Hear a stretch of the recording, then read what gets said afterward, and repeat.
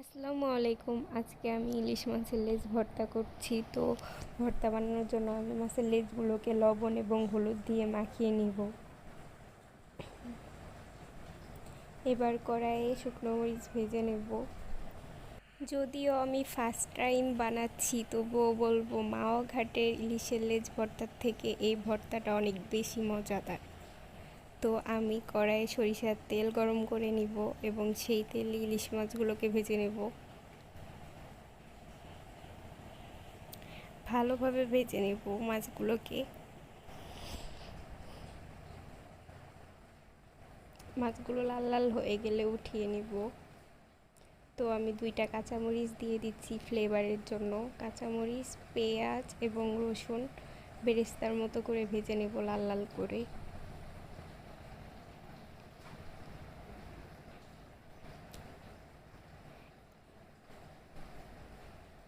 এবং আমি এক্সট্রা করে কোনো সরিষার তেল অ্যাড করব না, এই তেল দিয়েই ভর্তাটা বানানো হয়ে যাবে।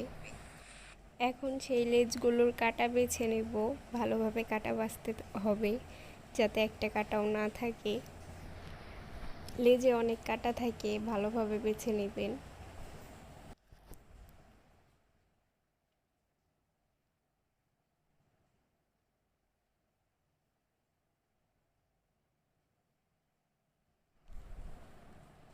তো আমার মাছগুলোর কাটা বাছা শেষ। এখন আমি কিছু পরিমাণের কাঁচা পেঁয়াজ এবং লবণ দিয়ে পেঁয়াজটাকে ভালোভাবে মাখিয়ে নিলাম। এবার কাঁচামরিচগুলোকেও ভালোভাবে মাখিয়ে নিলাম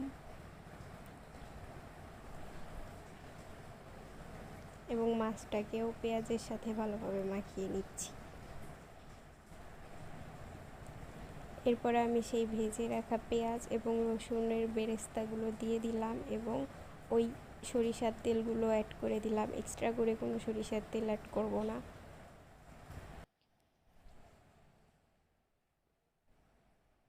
এরপরে আমি যে শুকনো মরিচগুলো প্রথমে ভেজে নিয়েছিলাম ওগুলোকে আধ ভাঙা করে দিয়ে দিচ্ছি। তো আমাদের ভর্তাটা এখানেই রেডি। আল্লাহ হাফেজ।